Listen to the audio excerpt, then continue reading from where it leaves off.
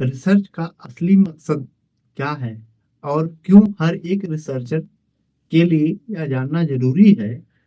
अगर आप रिसर्च कर रहे हो या करने का प्लान कर रहे हो तो यह वीडियो आपके लिए है। आज हम बात करेंगे रिसर्च ऑब्जेक्टिव के बारे में, जो आपके रिसर्च का फाउंडेशन होता है। अगर आप अपने रिसर्च ऑब्जेक्टिव को क्लियर नहीं करते हैं तो रिसर्च एक अंधेरे में तीर मारने जैसा हो जाएगा। तो शुरू करते हैं, एंड तक यह वीडियो जरूर देखें। अगर आप एक बिगिनर हो जो रिसर्च शुरू कर रहे हो, या फिर एक एडवांस पीएचडी स्टूडेंट हो जो अपने रिसर्च को रिफाइन करना चाहते हो, तो आपके लिए रिसर्च ऑब्जेक्टिव को समझना बहुत जरूरी है। तो सबसे पहले हम बात करते हैं रिसर्च ऑब्जेक्टिव होता क्या है।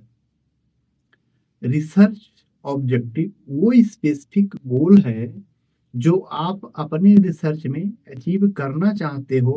यह आपके रिसर्च के लिए एक गाइड की तरह काम करता है, जो आपको बताता है कि आप क्या रिसर्च किस डायरेक्शन में जा रहा है और किस चीज को अचीव करने की आप कोशिश कर रहे हैं। एग्जाम्पल लेते हैं।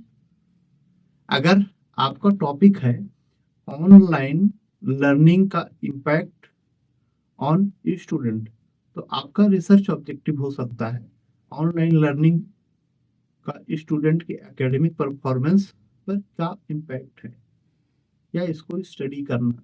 ऑनलाइन लर्निंग का चैलेंज और बेनिफिट्स को एक्सप्लोर करना। ट्रेडिशनल और ऑनलाइन लर्निंग के बीच कंपैरिजन करना। अब सवाल आता है कि रिसर्च ऑब्जेक्टिव जरूरी क्यों होता है।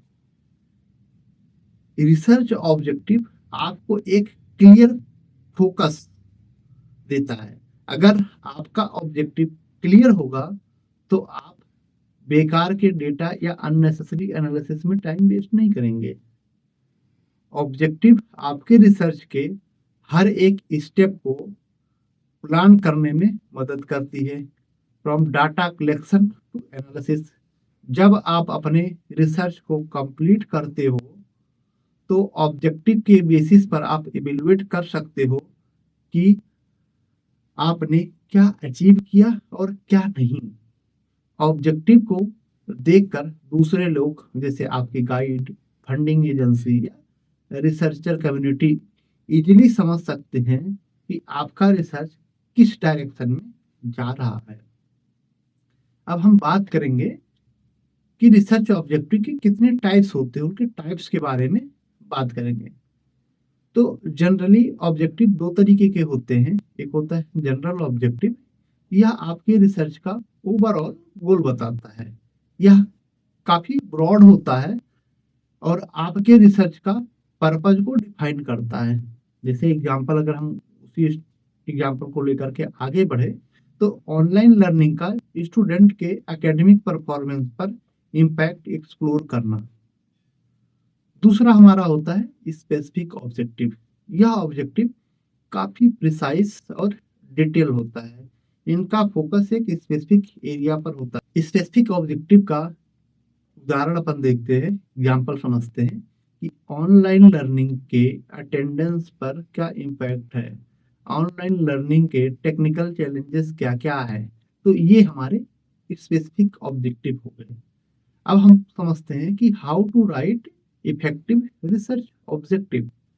तो इफेक्टिव रिसर्च ऑब्जेक्टिव लिखने के लिए कुछ इंपॉर्टेंट पॉइंट्स को ध्यान रखना पड़ेगा। तो हमको क्या है, स्मार्ट बनना पड़ेगा। तो स्मार्ट क्राइटेरिया क्या होता है? स्मार्ट क्राइटेरिया होता है SMART। तो यस फॉर स्पेसिफिक, आपका ऑब्जेक्टिव क्लियर और स्पेसिफिक होना चाहिए। ये पहला हो गया यस। दूसरा है एम, ऑब्जेक्टिव को मेजर करना पॉसिबल होना चाहिए। तो ये हो गया SM। अब हमारा ये आता है ऑब्जेक्टिव रियलिस्टिक और अचीवेबल भी होना चाहिए। तो ये हो गया ए, SMA। फिर आता है R। तो हमारा जो ऑब्जेक्टिव है वो रिसर्च प्रॉब्लम से रिलेटेड होना चाहिए। तो SMAR। फिर हमारा आता है T। तो ऑब्जेक्टिव अचीव करने के लिए एक टाइम फ्रेम होना चाहिए। तो हमारा हो गया स्मार्ट ऑब्जेक्टिव। तो ऑब्जेक्टिव लिखते वक्त हमको कुछ एक्शन वर्ब्स का यूज करना चाहिए। जैसे हम लोग जनरली एक चीज देखते हैं, to explore, to analyse, to determine, to evaluate, ऐसे जो शब्द होते हैं, ऐसे एक्शन वर्ब्स, इनका यूज करते हैं हम ऑब्जेक्टिव को लिखने के लिए। तो आपके ऑब्जेक्टिव क्लियर होने चाहिए और अननेसेसरी वेग नहीं होना चाहिए। और दूसरा चीज ये है कि ऑब्जेक्टिव को आपके रिसर्च क्वेश्चन के साथ अलाइन करना जरूरी है। अगर क्वेश्चन, रिसर्च क्वेश्चन और रिसर्च ऑब्जेक्टिव में मिसमैच हो गया तो आपका रिसर्च अनप्रोडक्टिव हो सकता है। अब हम बात करते हैं कॉमन मिस्टेक जो हम लोग रिसर्च ऑब्जेक्टिव लिखते टाइम करते हैं। रिसर्च ऑब्जेक्टिव लिखते वक्त कुछ कॉमन मिस्टेक होती है जो आपको अवॉइड करनी चाहिए। जैसे ऑब्जेक्टिव आपका बहुत ब्रॉड नहीं होना चाहिए, बहुत सारे आइडियाज को एक ही ऑब्जेक्टिव में नहीं डाल देनी चाहिए, और ऐसा ऑब्जेक्टिव ना लिखें जो ना मेजरेबल हो ना अचीवेबल हो। ऐसे कुछ भी ऑब्जेक्टिव को इरेलेवेंट डेटा नहीं डालना चाहिए जो आपके रिसर्च प्रॉब्लम से बिल्कुल भी मैच ना करता हो। तो कुछ एग्जांपल हम लेते हैं रिसर्च ऑब्जेक्टिव के और उससे हम समझने की कोशिश करते हैं कि किस तरीके से ऑब्जेक्टिव हो सकता है।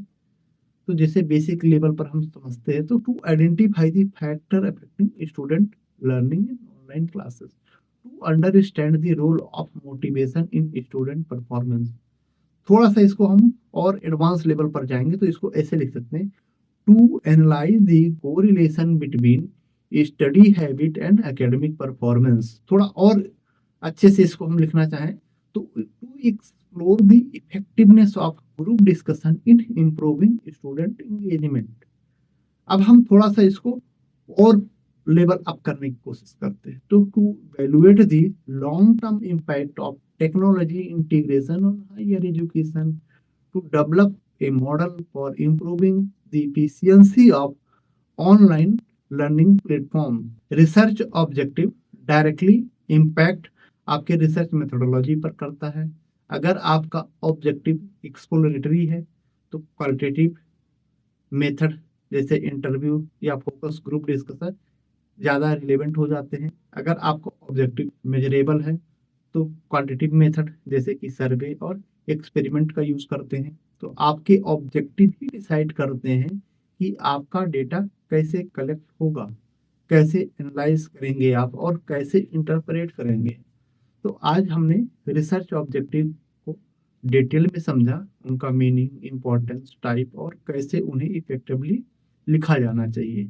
अगर आपके ऑब्जेक्टिव क्लियर होंगे तो आपके रिसर्च प्रोसेस भी अच्छे और सिस्टमेटिक बनेंगे और इम्पैक्टफुल होंगे।